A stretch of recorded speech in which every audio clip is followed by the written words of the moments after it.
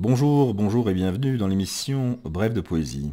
Une émission particulière puisque je lirai le recueil de Léa Nagy, traduit du hongrois par Yann Kaspar, Le chaos en spectacle. Je remercie le directeur de collection de Patrice Canotzei des éditions du Cygne, pardon, d'avoir bousculé un peu mes habitudes par cette superbe découverte, un très très beau texte. L'émission sera scindée en deux parties pour avoir un meilleur aperçu du talent de cette très jeune poétesse, qui est déjà traduite en un certain nombre de langues, ce qui m'amène à parler un petit peu de la poésie en général, et de mon grand regret, c'est de ne pas parler hongrois en l'occurrence, ou les multiples langues des immenses poètes, des immenses talents qui ont compté notre planète, qui en comptent encore aujourd'hui, bien évidemment.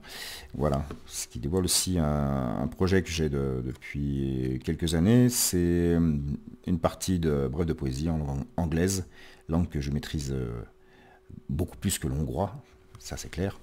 Et voilà, pour rendre toute la musicalité. Moi je suis musicien et c'est vrai que, quoi qu'il en soit, on perd quelque chose de la musique des mots, du sens quand même. Voilà, donc, voilà, excusez, pardonnez-moi cette digression. Donc nous découvrons les immenses textes de Léa Nagy. Feu rouge. La peur. Une partie de moi élémentaire.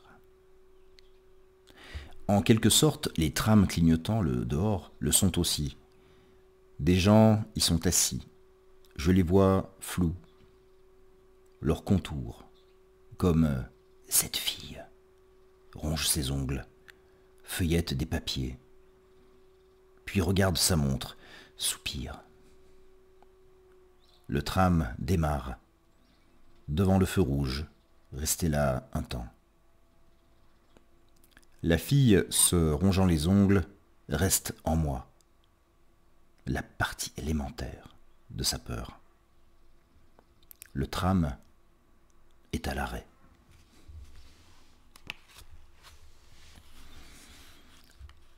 21 ans, sous-titré pour mon anniversaire. Je veux posséder cette journée, seulement aujourd'hui. Car aujourd'hui sera demain, et cette tasse sur la table sera déjà dans le placard. Je le regarde ici, cet oiseau. Il en est encore à titiller la pomme de pin avec son bec, mais le jour suivant, non. Dans la minute, il vole entre les cieux. Malgré tout, ici, dans ma tête, mes souvenirs, dans ces lignes. À jamais.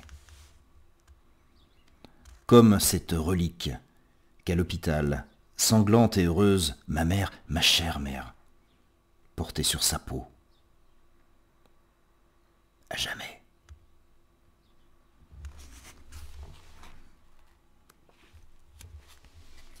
Île.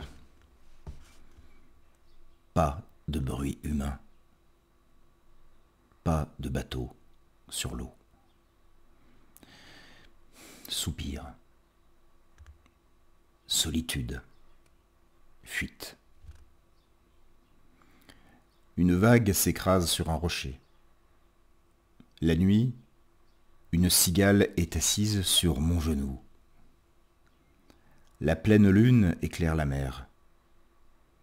Sur une petite île, seule. Le silence est roi, le silence est moi.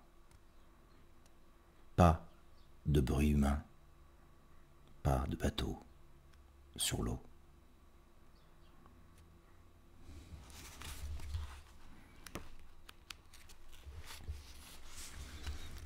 Le chaos en spectacle. Il ne s'y attendait pas. C'est ce qu'il a dit. Pas en revanche qu'il ne compte pas sur moi.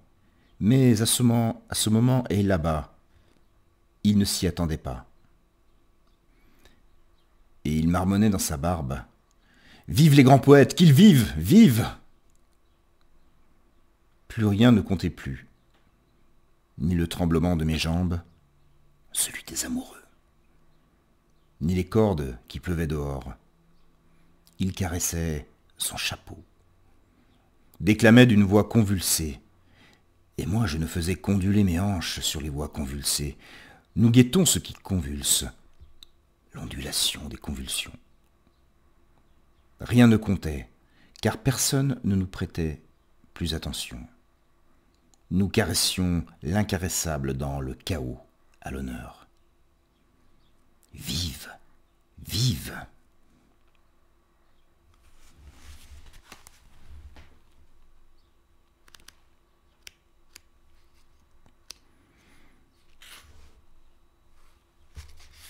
Il y a un dernier texte pour cette première partie, intitulé A3,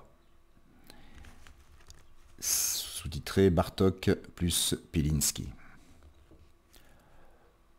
Le monde est infini, son espace et son temps.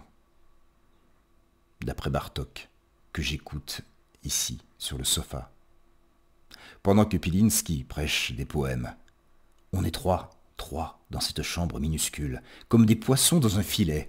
On halète vers le monde, dehors, comme un microcosme, dans le passé et le présent à la fois. C'est peut-être être une vision, pendant que le vieux tourne-disque de Bartók chante et tourne doucement, encore et encore. La musique de Bartók nous envahit, sans qu'aucun écho ne lui réponde. Fantasmagorie. Il est au piano, en costume noir. Ses cheveux périssent dans le brouillard. Pilinski regarde d'un sourire féminin au loin, de loin. Il ne me regarde plus que moi, avec ses gros yeux. Je raconte avec ferveur à Bartók que, dans mon rêve, l'école où j'ai fait mes classes s'appelle l'école de musique Béla Bartók, une institution m'ayant permis d'apprendre le violoncelle et le chant. Pilinski aussi fréquentait volontiers ce genre d'école, où l'on entend Bartók, où l'on apprend Bartók. Tout cela devient de plus en plus intense, ici et maintenant. Je devrais écrire un poème, moi, Pilinski et Bartók, dans cette chambre. Qui le piano, qui les phrases, qui le silence.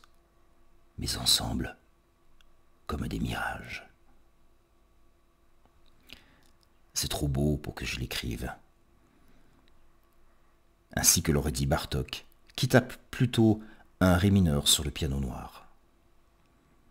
Alors que Pilinski est ailleurs, sur une planète lointaine.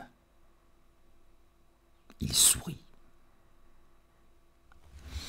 Voilà, c'était la première partie de la lecture d'extraits du recueil de Léa Nadji, Le chaos en spectacle, publié aux éditions du Cygne. D'ailleurs, je vous conseille d'écouter, pour ce poème, je me suis mis à la troisième concerto pour piano de Béla Bartók. Voilà, je le mets en lien sous la vidéo. À très bientôt pour la seconde partie de cette émission. Au revoir.